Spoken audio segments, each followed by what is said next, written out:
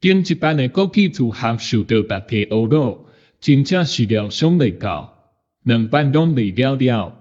Chheh-tiàm甲作者拢讲要过爱，为着较合较合适的字典，就安尼，我决定搁出版这本册。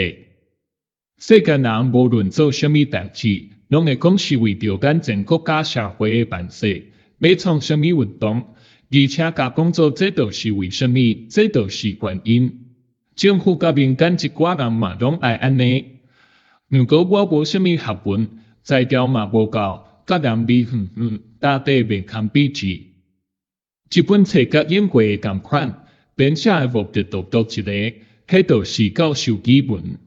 干那比编写的内容内底有一寡新的真足。若准顾这个单纯的存办，对学习干那有一丝仔正面作用。